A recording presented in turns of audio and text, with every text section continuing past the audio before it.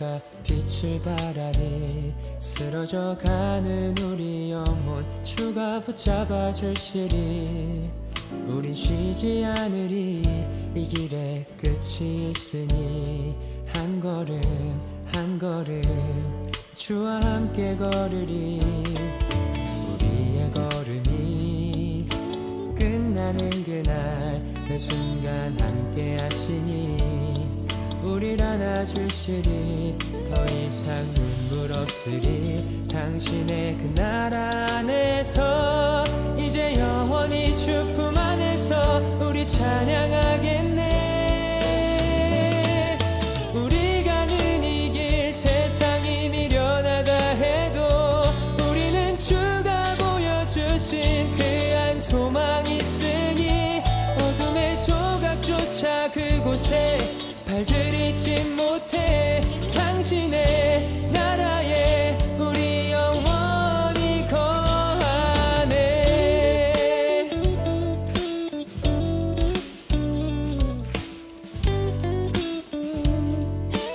다시 한번 어두운 날 다 지나고 그가 빛을 바라리. 쓰러져가는 우리 영혼 주가 붙잡아 주시니 우린 쉬지 않으리. 이 길에 끝이 있으니 한 걸음 한 걸음 주와 함께 걸으리.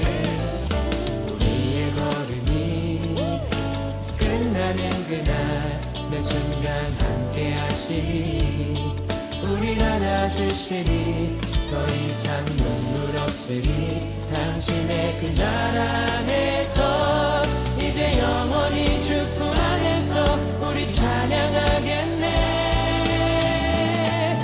우리 가는 이 길 세상이 미련하다 해도 우리는 주가 보여주신 그 한 소망 있으니 어둠의 조각조차 그곳에 발들이지 못해.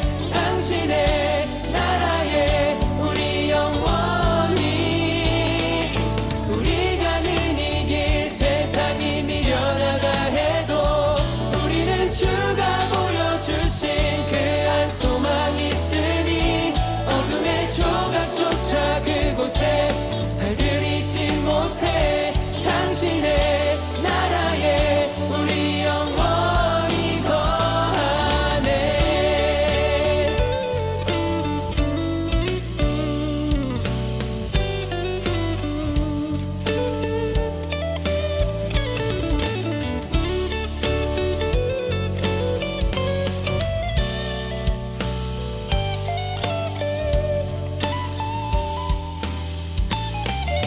우리 가는 이 길 세상이 미련하다 해도 우리는 주가 보여주신 그 한 소망 있으니 어둠의 조각조차 그곳에 발들이지 못해. 당신의 나라에 우리 영원히 우리 가는 이 길 세상이 미련하다 해도 우리는 주가 보여주신 그 한 소망 있으니 어둠의 조각조차 그곳에 발들이지 못해. 당신의 나라에 우리 영원히 당신의 나라에 우리 영원히 거하네.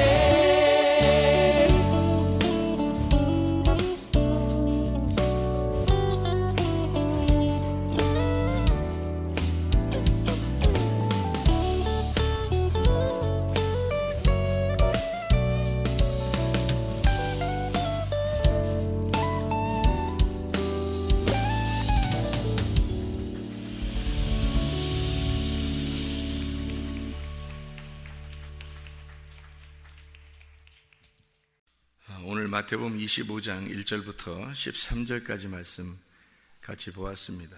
열처녀 비유에 대한 이야기인데 다섯 처녀는 슬기롭고 다섯 처녀는 미련했다, 그런 이야기예요. 다 같이 등을 가지고 있었고 다 같이 신랑을 기다리고 있었다는 얘기죠. 그런 거로 봐서 세상 사람과 교회 다니는 사람을 얘기하는 것 같지는 않습니다. 그렇죠?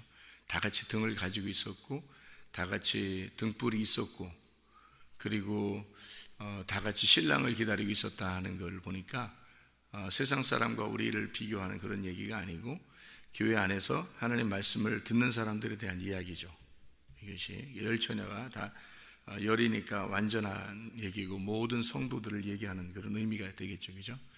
그런 의미에서 다섯 처녀는 슬기롭고 다섯 처녀는 미련했으니까 우리가 이 미련한 다섯 처녀, 어떤 사람을 보면 저 사람 미련한 다섯 처녀 같아, 어떤 사람 보면 슬기로운 다섯 처녀 같아, 이렇게 성경을 보면은 어떤 사람을 정죄하게 되겠죠, 그죠? 판단하게 되겠고, 그러니까 우리 마음속에는 다 미련한 것이 있고 슬기로운 것이 있어서 이렇게 선악간에, 우리 가운데 선악간에 이렇게 구분하는 것이 있다는 거죠. 그래서 미련한 다섯 처녀의 그 행동, 이것이 슬기로운 다섯 처녀의 행동으로 바뀌어야 된다는 얘기예요. 그러니까 우리 자신을 스스로 자기 혼자 말씀을 통해서 바라봐야지 다른 사람과 우리를 비교하는, 이렇게 비교 성경을 보는 게 아니잖아요. 그러니까 내가 나를 바라보는 거예요. 하나님 말씀을 통해서. 이게 말씀이 거울과 같으니까 이 거울을 비추어 보면은 다른 사람을 이렇게 비추려고 하는 거 아니잖아요. 거울을 본다는 것은 나를 보려고 하는 거잖아요. 그러니까 진정한 나를 발견하는 거, 진정한 나를 발견하는 게 그게 거울을 보는 사람의 목적에 딱 합당한 거죠. 그래서 이 성경책은 분명히 율법서고, 이 율법이라고 하는 책은요 10계명으로 되어 있고, 이 10계명은 모든 말씀을 말하는 겁니다. 그러니까 이 말씀을 통해서 이 거울이 나를 비추려고 하는 거고 나를 보려고 하는 것이니까 진정으로 나를 발견하면 회개하게 되고, 그래서 천국에 갈 수 있는 거고요. 진정으로 나를 발견하지 못하면 이게 긴가민가 한다는 거죠. 그래서 이 구원을 받기가 어렵습니다. 그러니까 거울을 보고 이것을 거울로 보면서 만족하는 사람이 있어요. 나 괜찮은데, 이렇게. 그러면 이제 거울이 참 감사하죠. 고맙고, 그죠? 그런데 거울을 보고서 나를 발견하고 내가 어떤 모습이 있는을 거울을 보면서 발견하는 거예요. 거울 보고서 나 멋진데, 이것도 볼 수 있지만 거울 보면서 뭘 보려고 그래요? 혹시 묻은 게 없나? 오늘 내가 이렇게 모양은 괜찮나? 지금 세수 안 했는데 어떻게 보일 것 같은가? 옷은 또 이게 잘 이렇게 맞춰서 이렇게 입었는가? 이러면서 이렇게 볼 거 아니에요, 그죠? 거울을 볼 때 그렇게 보잖아요. 그러니까 내가 혹시 흠이 있는 거나 뭔가 좀 이렇게 부족한 부분이 혹시 드러나는 게 있나 보려고 이렇게 거울을 보는 거지, 언제나 내 모습을 볼 때 완벽하면 뭐하러 거울 보겠어요, 그렇죠? 근데 거울을 볼 때는 내가 옷도 잘못 입은 게 있나? 아니면 색깔이 좀 안 맞나? 아니면 세수 안 했는데 머리가 흥크러졌나? 아니면 어디 묻었나? 이런 걸 이렇게 보려고 거울을 보는 거예요. 말씀이라는 건 나를 비추어서 내가 혹시 죄가 있는지를 보는 거잖아요. 죄가 있는지를 보고 죄가 있는 것을 발견했는데 도저히 내가 해결할 수 없는 죄란 말이에요. 성경에서 나를 발견하는 죄들은 도저히 해결할 수 없는 죄란 말이에요, 우리 자신들이. 그래서 누군가가 죽어야지만이 해결되는 그런 죄이기 때문에 그 거울이 깨지지 않으면 도저히 나를 바라볼 수 없는 죄인, 나를 내가 바라볼 수 없는 죄인이라는 걸 발견하는 게 성경이에요. 그러니까 이 율법이라고 하는 이 성경을 통해서 이게 거울과 같아서 우리 자신들을 바라보는 거지, 다른 사람 쳐다보게 하려고 거울 쳐다보는 거 아니에요. 다른 사람 바라보면서 성경 바라보면 다 선악과가 되는 겁니다. 다 선악과 먹고 있는 거예요. 그러니까 똑같은 성경을 먹고 있는데 이 성경 말씀을 듣는데 선악과를 먹고 앉아 있는 거죠. 그렇게 성경 보는 게 아니고 다른 사람에게는 생명나무를 줘야죠. 다른 사람에게 생명나무. 우리는 선악과를 보고 선악과를 내가 자신이 먹었다는 걸 발견해야 되죠. 이것을. 그래야 생명나무가 오죠. 내가 선악과를 먹은 게 있어야 생명나무가 올 거 아니에요. 그래서 내가 생명나무 선악과 먹는 거지, 다른 사람에게 선악과 줄 수는 없잖아요. 그렇죠? 그러니까 내가 먹는 거예요. 선악과를 먹는 거예요. 이 말씀을 통해서 선악과를 먹는 거예요. 설교를 듣잖아요. 그러면 여러분에게는 선악과를 먹어야 되는 거죠. 그게 뭐예요? 선악에 나를 분별하는 거죠. 선악으로 나를 분별하는 거죠. 다른 사람 분별하려고 설교 듣는 거 아니잖아요. 자기가 설교를 듣는데 내가 이 점은 어떤 것 같아, 이 점은 어떤 것 같아, 내가 이제까지 살았던 건 이런 것 같아, 이런 걸 다 구분하는 겁니다. 구분해서 자기를 점검하는 거예요. 날마다 그리스도가 있는가 점검하고, 그리고서 이제 다른 사람에게 줄 때는 생명나무를 주는 거죠. 이렇게 생명나무를. 그러니까 말씀을 듣는 독자들, 우리 그 말씀을 듣는 청취자들은 모두 다 하나님 말씀을 통해서 거울로 비추어서 자기를 비추려고 말씀을 듣는 것이다, 이런 생각을 가지고 보는 거예요. 그러면 미련한 다섯 처녀와 슬기로운 다섯 처녀가 어떻게 보이겠어요? 다 나로 보이는 거죠. 다른 어떤 사람이 미련한 것처럼 보이고 어떤 사람은 슬기로운 사람처럼 보이는, 저 사람 열심히 교회에서 하니까 저 사람 슬기로운 사람 같아, 슬기로운 다섯 처녀 같아, 준비하고 주님 오실 걸 준비하는 것 같아. 어떤 사람은 교회에서 일도 안 하고 빈둥빈둥하고 그냥 교회 왔다 그냥 가버리고, 이렇게 하면서 저 사람은 보면 참 미련한 것 같아, 주님 오시는 걸 준비하지도 않는 것 같아, 이렇게 우리 자신들이 판단해버리면 우리가 하나님 되어버리는 거예요. 그죠? 그러면 안 되는 거지. 그 미련한 다섯 처녀의 모습이 혹시 난 아닐까, 이렇게 점검하고 슬기로운 다섯 처녀로 옮겨가야 되죠. 우리가 미련하다는 건 살찌고 비둔하고 뭐 어리석고 그런 얘기들이거든. 그게 이제 뭐냐면 자기 생각이 많은 거예요. 자기 생각이. 그러니까 설교를 들어도 자기 생각이 아직도 살아있는 거예요. 하나님 말씀을 하나님의 말씀으로 그대로 받아들여야 되는데 자기 생각들이 아직 살아있는 거 있잖아요. 그 미련하다 그러는 거예요. 성경에서의 미련하고 이런 건, 그러니까 이것저것 다 먹어치우는 사람들 있잖아요. 살찌고 미련하고 어리석고 이렇게 표현하거든요. 슬기롭다라고 하는 건, 지혜롭다라고 하는 건 자기 생각이 다 빠진 거예요. 자기 생각이 다 빠져나간 사람을 슬기롭다 그래요. 그러니까 지혜롭다는 것은 그 지혜이신 예수님을 발견한 거예요. 그러니까 자기는 미련하고 주님이 지혜로우신 거구나 라고 하는 것을 발견한 거죠. 그러니까 미련한 다섯 처녀는 순전히 우리예요. 나를 말하는 거고, 슬기로운 다섯 처녀는 이게 바뀐 걸 말하는 거예요. 여기 바뀌는 사람, 그리스도 안에서 바뀌어지는 사람을 슬기로운 다섯 처녀라 이렇게 이야기하는 거죠. 어떻게 보면 신부가 됐다고 하는 것은 속에 누구를 모셨다는 거예요. 그리스도를 모셨다는 얘기거든요. 그래야 신부가 되는 거지. 처녀가 잉태하게 돼요. 자, 예를 들어서 처녀가 잉태하게 되면, 아이를 잉태하게 되면 그 이름을 예수라 하라. 마리아 얘기예요. 마리아 보고 이제 말하는 거예요. 마리아 보고 처녀가 잉태하여 아들을 낳을 것이요 그 이름을 예수 임마누엘이라 해라, 그렇게 얘기하잖아요. 하나님이 함께 하신다. 그러면 처녀가 아기를 잉태했어요. 그러면 아기를 잉태하고 아기를 낳았어요. 그러면 이제 처녀예요, 뭐예요? 여러분, 아기를 잉태하고 아기를 낳았으니까 아기 처녀일 때 아기를 잉태했어요. 그런데 아기를 낳으면 이게 처녀예요, 이제 어머니예요?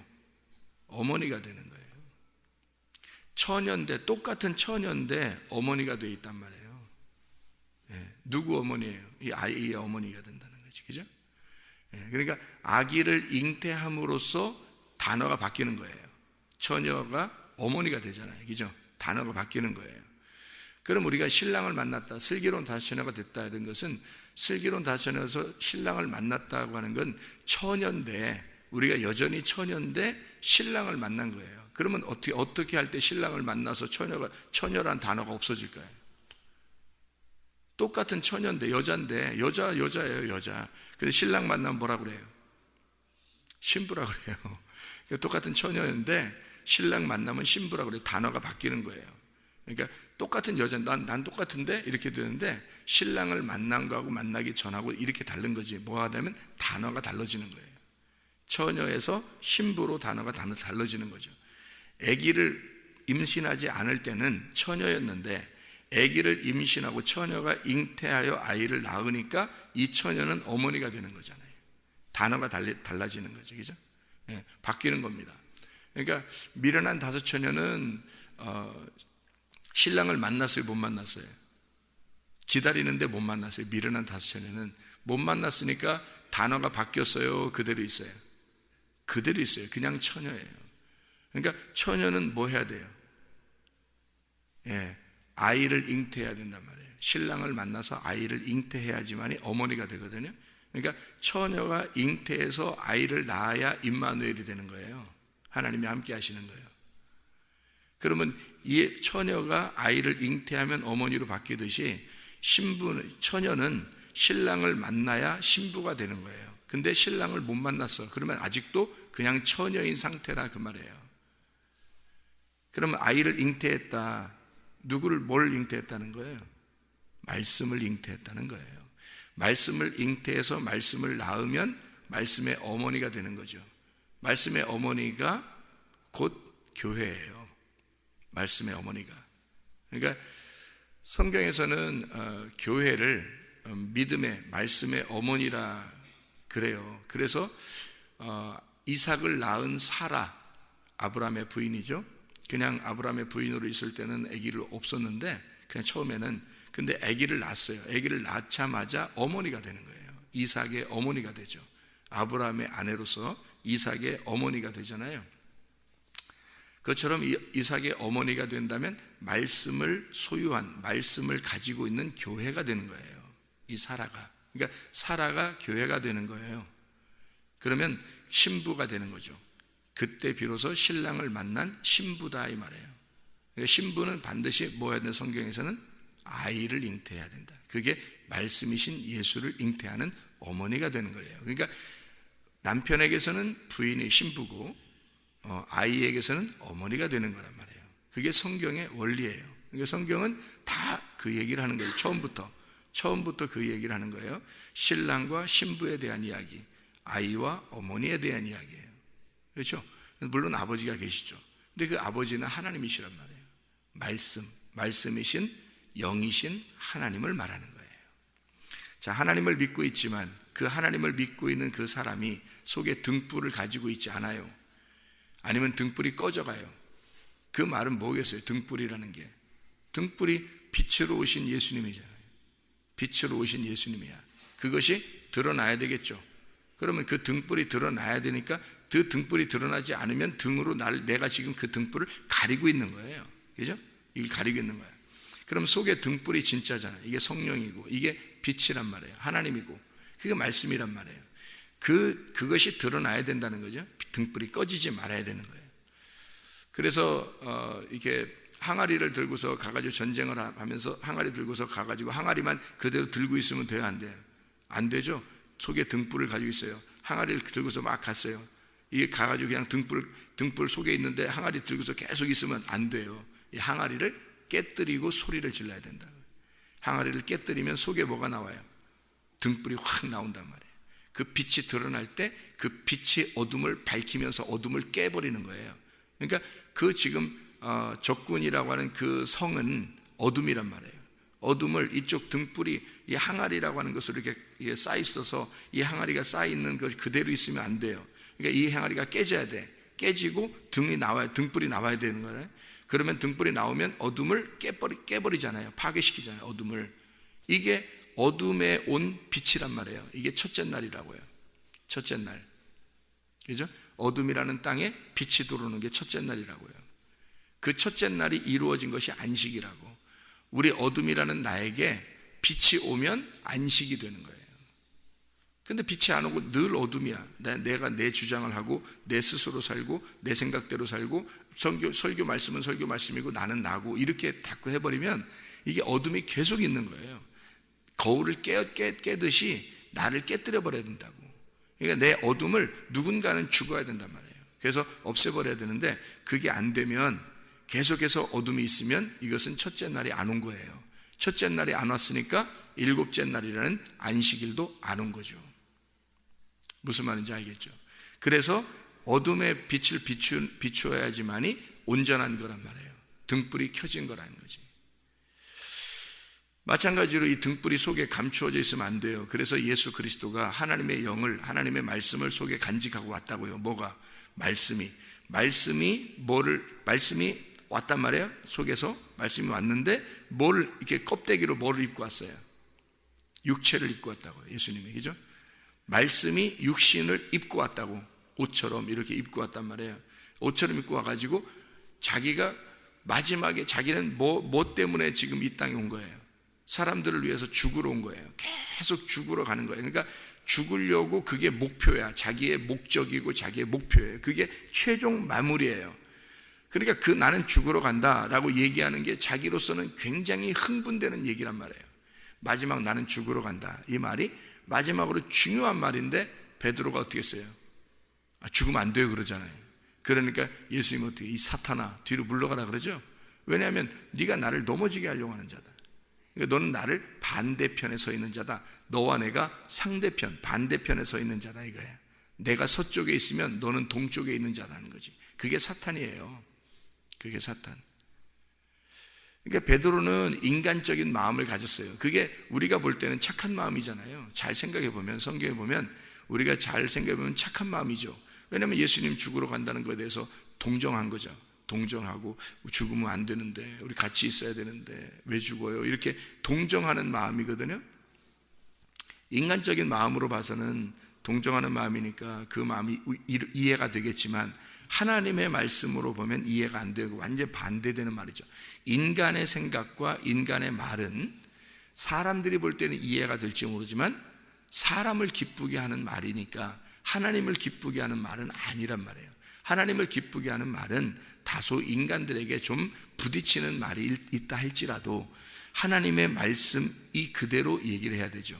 그러니까 하나님께서 무슨 의도를 가지고 여기에 있는 이 말을 하고 있는 것인가를 파악하고 얘기해야 되겠죠. 그거예요. 그게 다소 인간들에게는 좀 부딪히는 말일지라도 그게 하나님 말씀이라고요. 그런데 인간적인 생각을 가지고 베드로처럼 얘기하게 되면 사탄이 되는 거예요. 사탄이 밖에 있겠어요? 교회 안에 있겠어요? 교회 안에 있는 거예요. 사탄이 왜 성경에서 보면 사탄이 예수님 있는 곳에 또는 예수님이 가는 곳에 귀신이 드러나고 왜 그렇게 하겠어요? 말씀을 가지고 역사하기 때문에 그렇습니다. 사탄은 말씀 가지고 역사하는 거예요. 사탄이 밖에 나가서 밖에서 그냥 돌아다니는 그런 그냥 바람처럼 돌아다니는 그런 것만 그렇게 사탄으로 우리가 알고 있죠. 그게 아니고 성경에서 사탄은 말씀을 가지고 있는 자예요. 말씀을 가지고 있는 자. 그게 사탄이에요. 그러니까 말씀 가지고 역사합니다. 그걸 악하게, 그러니까 인간적인 방법으로 인간을 신으로 만드는 거예요. 인간을 신으로 만드는 게 사탄이란 말이에요. 잘 생각해 봐요. 하나님 말씀을 가지고 여러분, 어떤 사람은 왜 이단이 되고 이단 교주도 되고 하나님 말씀을 가지고 왜 어떤 사람은 이단에 빠지기도 하고 하나님 말씀 가지고 왜 엉뚱한 인간적인 말들을 자꾸 하냐는 거죠. 왜 그러냐면 성경 말씀을 가지고 이 말씀이 자기에게 사탄이 되어버린 거예요. 그래서 자기를 하나님으로 만들어버리는 거예요. 이 말씀이 선악의 말씀을 선악의 이제 말씀이죠. 선악과 나무 그거를 먹으래요. 먹으면 뭐가 된다고? 너 하나님처럼 된다 그러잖아요. 그죠? 그게 인류에게 온 죄란 말이에요. 그 누가 만들었죠? 사탄이 만든 거예요. 네가 이런 존재라는 것을 가르쳐 주려고 성경에 써놨는데 만약에 그것을 먹었다 안 먹었다 우리는 알지도 못해요. 그걸 먹었는지 안 먹었는지 우리가 봤습니까? 모르잖아요. 그런 거 성경에 안 써놨으면 우리가 어떻게 알아요? 모르고 그건 많은 거죠. 그런데 성경에 이렇게 써놓은 것은 누구를 위해 쓴 거예요? 바로 이 성경을 읽고 있는 나를 위해서 쓴 거란 말이에요. 그러면 지금도 하나님은 옛날에 과거의 아담의 하나님만이 아니라 지금 여기에 살고 있는 나의 하나님도 되신단 말이에요. 그러면 아담에게 역사했던 그 하와의 꼬임 그리고 사탄이 하와를 꼬이는 그 선악과의 말씀이 지금 내게 말씀하시는 선악과가 될 수 있다는 얘기예요. 그렇죠? 그러면 이 선악과의 말씀이 내가 선악을 먹어서 이 말씀으로 선악을 먹어서 내가 판단자가 되고 내가 하나님이 되겠느냐?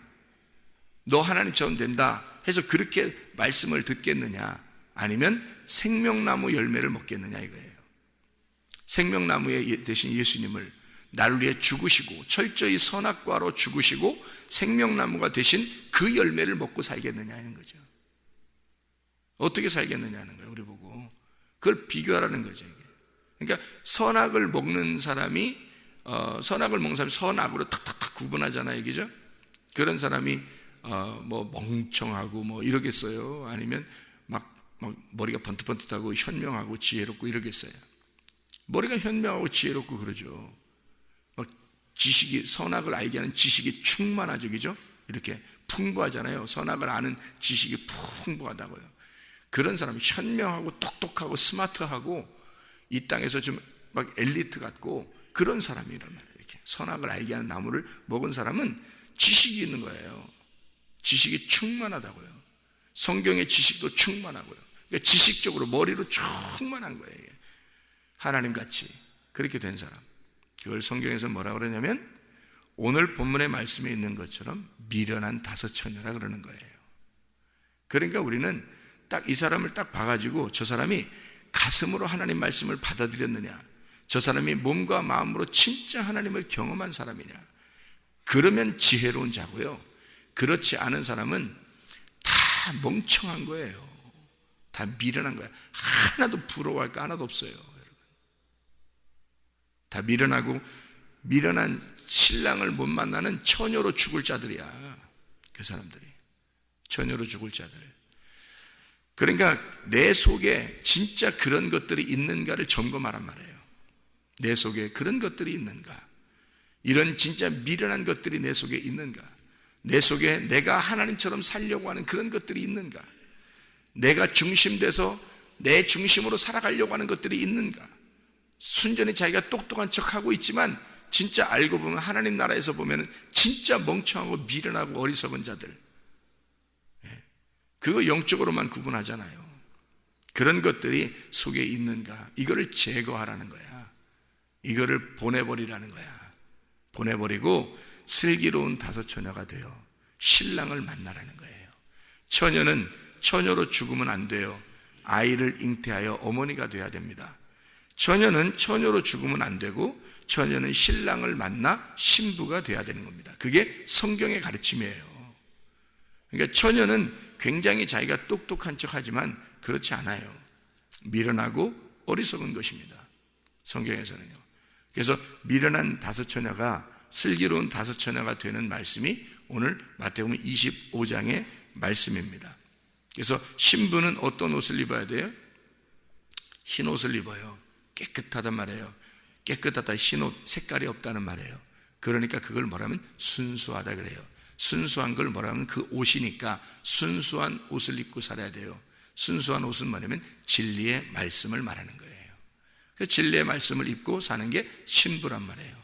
미련한 것은요, 미련하고 이게 신부 반대가 뭐냐면 요한계시록에서는 또 뭐라고 말하냐면요, 미련한 것을 음녀라 그렇게 말해요.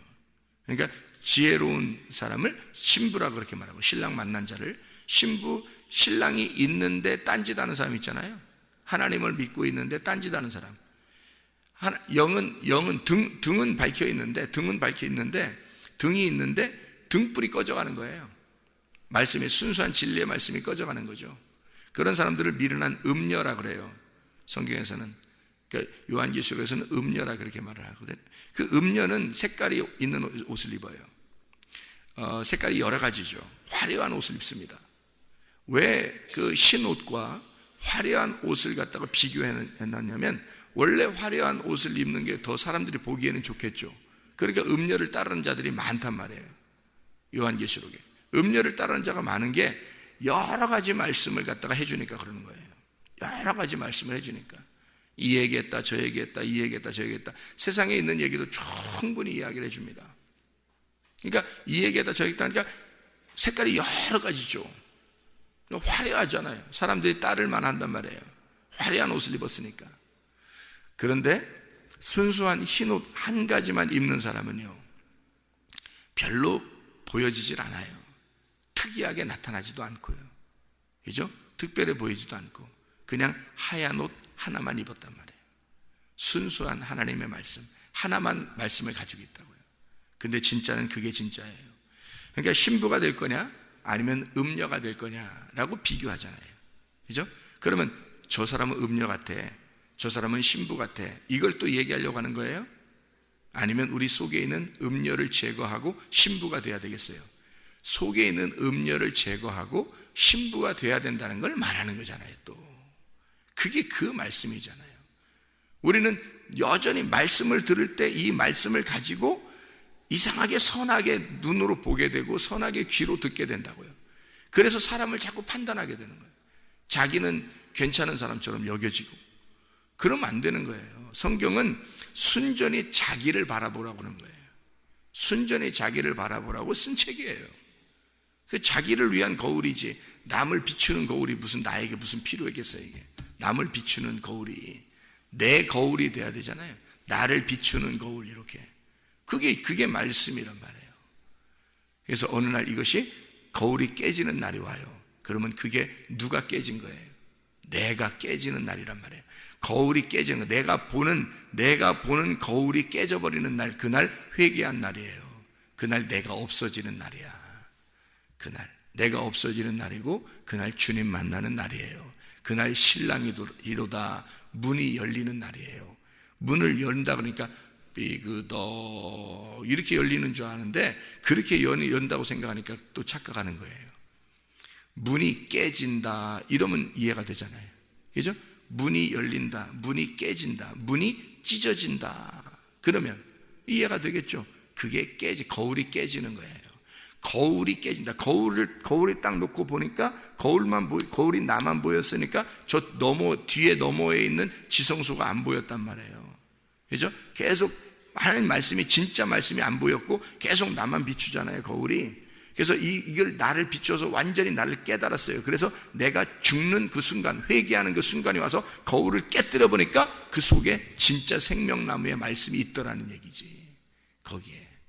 그죠? 내가 회개할 때, 내가 진짜 회개가 될 때, 내 거울이 깨질 때, 그때 그 거울 너머에 지성소가 있는 거예요. 거기에 생명나무가 있는 거라고. 그게 문이 찢어져야 되는 거예요. 그 문이 열려야 되고 문이 깨져야 된다고 그랬잖아요. 그게 언제 깨졌어요? 예수님이 십자가 못 박혀 돌아가실 때, 그때 깨졌다고요. 그러면 그때 2000년 전에 깨졌는가 봐.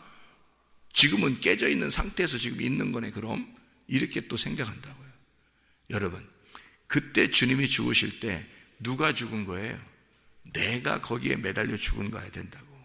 내가 거기에 매달려 죽는 것이 되니까 그 2000년 전이 아니라 지금인 거지. 지금 내가 죽는 게 돼야 되는 거지. 내가 지금 죽어야 지금 지성소 문이 열리는 거지.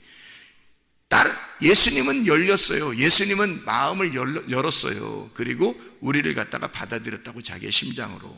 그런데 지금 내가 그 문을 지금 열어야 돼. 그러면 지금 연다는 말은 지금 찢어져야 된다는 말이고 지금 깨져야 된다는 말이잖아요. 지금 죽어야 된다는 말을 얘기하는 거예요. 지금 거울이 깨져야 된다는 걸 얘기하는 거잖아요. 그럼 지금 뭐야? 지금 내가 죽는 걸 말하는 거지. 지금 내가 죽어야 이게 열리고 열리면 그리스도가 보이고 그리스도가 들어오는 거죠. 나의 심장으로. 그게 구원인 거죠. 그러니까 구원은 이미 이루어졌어요. 예수가 구원을 다 이뤘어요. 그 구원이 내게 들어오려면 내가 죽어야 들어올 거 아니에요. 생각을 해보시라고요. 근데 그냥 그거를 거부하고 밀어내고 아직도 내 속에 미련한 것들이 끼어있고 아직도 화려한 것들을 추구하는 그런 음녀의 속성이 아직도 있다면 음녀를 빨리 제거하고 음녀라는 나를 깨뜨리고 미련한 다섯 처녀라는 나를 죽이고 그리고 슬기로운 다섯 처녀가 돼야 하고 신부가 돼야 된단 말이에요. 신랑을 만나는 신부가. 그게 진짜 신랑 만난 사람이죠. 지금 시대에 여러분 우리 자신이 죽어 예수 그리스도 안에서 내 거울이 깨지고 십자가에 나를 매달고 그리고 주님을 따라가는 주의 사람들이 다 되시기를 바랍니다. 기도하겠습니다.